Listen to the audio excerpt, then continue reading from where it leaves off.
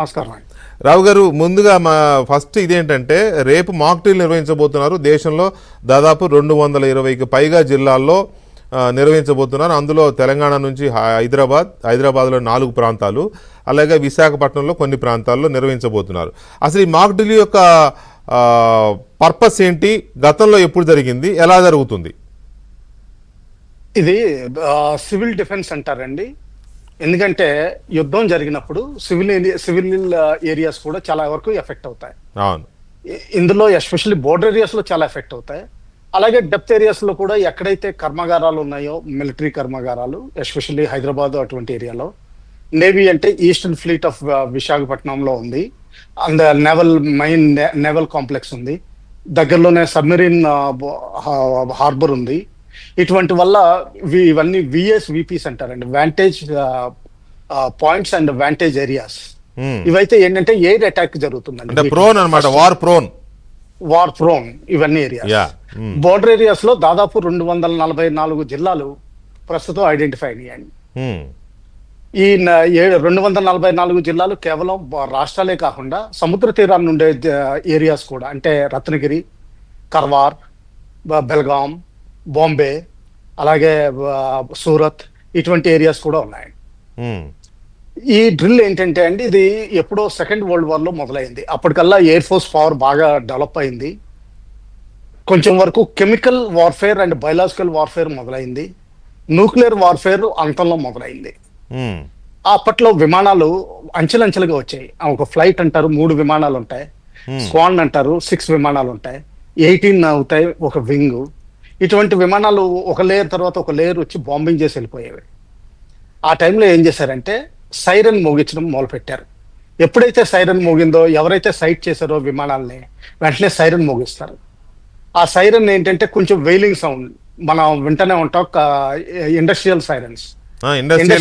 జైళ్లలో ఖైదీలు తప్పించుకున్న టైంలో కానీ ఇటువంటివి ఉంటాయి. ఇటువంటి సైరన్ వాయిస్తారండి.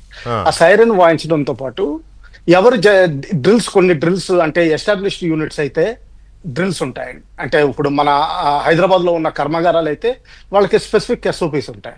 ఆ స్పెసిఫిక్ ఎస్ఓపీస్ డ్రిల్స్ తీసుకుంటారండి. అలాగే బోర్డర్ ఏరియాలో విలేజెస్ ఉన్నాయైతే చాలా మంది ఇళ్లలోనే బంకర్స్ కట్టుకుంటారండి.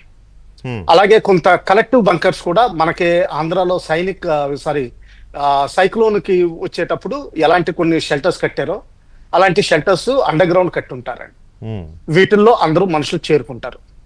ఇప్పటికే ఆల్రెడీ క్లీనింగ్ అయిపోయింది దాదాపు. ఇంకా రేషన్స్ ఇవన్నీ స్టాకింగ్ పెట్టుకోవడం మొదలు పెట్టారు. ఒకవేళ అవసరం వస్తే వంట కూడా లోపల చేసుకునే విధంగా. అలాగే దీనితో పాటు అనుబంధ కార్యక్రమాలు చాలా ఉన్నాయండి. ఏవైతే షైనీ ఏరియాస్ ఉంటాయో, అంటే బిల్డింగ్స్ కానీ, తాజ్ మహల్ ని కవర్ చేసేస్తారు.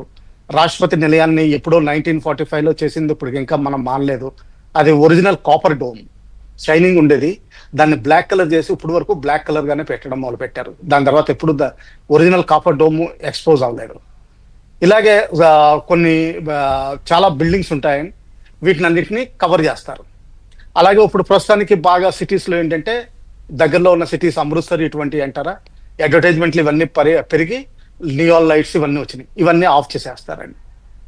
అలాగే అంటే మీరు చెప్పేదాని ప్రకారం ఒక నగరానికి సంబంధించి కానీ, ఒక చారిత్రాత్మకమైన కట్టడాలకు సంబంధించి కానీ, ఒక పట్టణము లేదా ఒక ఊరు, దానికి సంబంధించిన ఆనవాళ్ళు ఏమి నైట్ కానీ పగలంటే ఓకే, నైట్ కూడా లేకుండా చర్యలు తీసుకుంటారనమాట.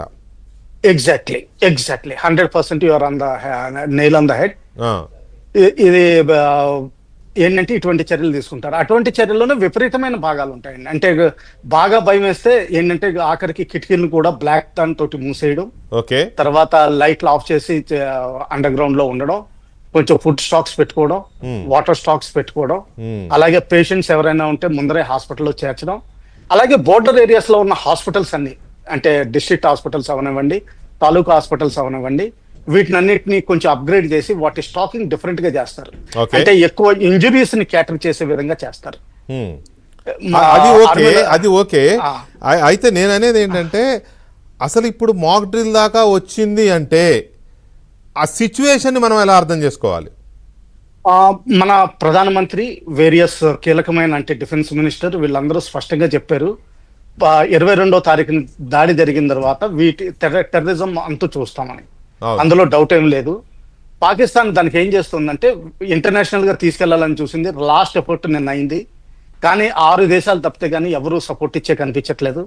6 దేశాల్లో కూడా 4 దేశాలు ఎందుకు పనికిరాని దేశాలు అంటే ఏ విధంగానూ హెల్ప్ చేయలేని దేశాలు, కేవలం 2 కొంచెం వరకు హెల్ప్ చేయగలవు. అది చైనా అండ్ టర్కీ.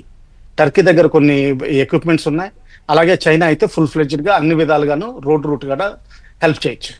ఇంకేమవుతుందంటే అండ్ మనం కాశ్మీర్లోనే లిమిట్ చేయాలనుకున్నా కానీ, లేకపోతే పాకిస్తాన్లో ఉన్న టెర్రరిస్ట్ స్థావరాలకే లిమిట్ చేయాలన్నా కానీ పాకిస్తాన్ ధోరణి ఎలా కనిపిస్తుందంటే మా దగ్గర న్యూక్లియర్ వెపన్స్ ఉన్నాయి, మేము ఏ విధంగా అయినా సరే ఇండియా మీద వాడతాం అంటే ఏంటంటే మిగతా ఏరియాస్ కూడా ఎక్స్టెండ్ చేసేది కనిపిస్తుంది.